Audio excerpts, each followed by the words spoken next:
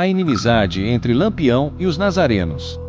No sertão nordestino, onde o chão estala de calor e o vento sopra poeira e silêncio, nasceu uma rivalidade que ecoaria por gerações. Uma guerra que não envolvia exércitos oficiais nem tratados políticos, mas sim homens armados, coragem, ódio e pólvora. De um lado, o mais temido e famoso cangaceiro da história do Brasil, Virgulino Ferreira da Silva, o Lampião. Do outro, os nazarenos, vaqueiros endurecidos pela seca, fiéis defensores da ordem e do sertão. Essa inimizade não foi apenas uma sequência de emboscadas e tiroteios, foi um duelo de mundos. O de um homem que queria vingança e justiça à sua maneira, contra aqueles que juraram que ele jamais pisaria em paz no chão da cidade de Floresta. Tudo começou com um conflito de vizinhança.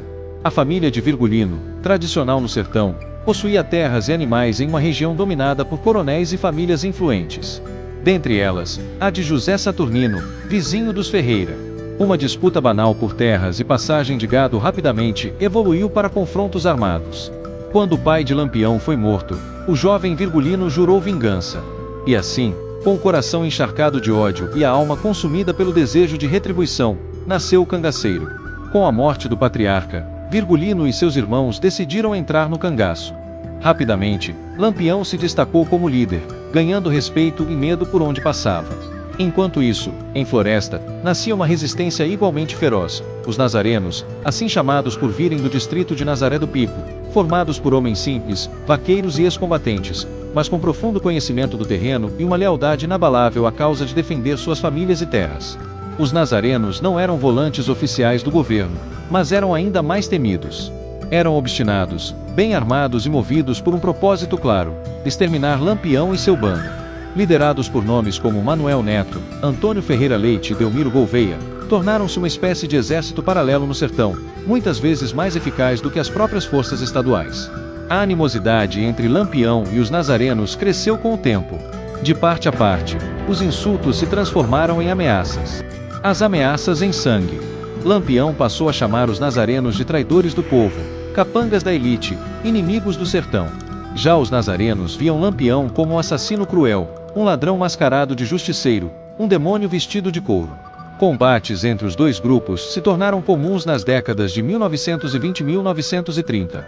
Em 1926, Lampião tentou invadir Floresta, mas foi repelido de forma violenta pelos nazarenos.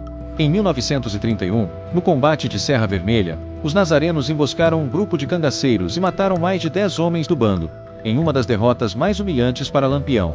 Enquanto Lampião se tornava uma lenda viva, os nazarenos se consolidavam como os únicos realmente capazes de enfrentá-lo. O governo começou a apoiá-los com armamentos e informações, e, aos poucos, o sertão foi se tornando um campo minado para o rei do cangaço. A cada novo passo, Lampião tinha que olhar para trás. A cada vilarejo que se aproximava, era preciso confirmar se os nazarenos estavam por perto. O confronto final começou a ser desenhado em silêncio, através de alianças e informantes. Em 1938, Lampião foi surpreendido na Grota de Angico, em Sergipe. A emboscada foi organizada por volantes oficiais, mas os nazarenos foram fundamentais no fornecimento de dados estratégicos. Naquele ataque, Lampião, Maria Bonita e parte de seu bando foram mortos. Suas cabeças foram cortadas e expostas, encerrando uma era.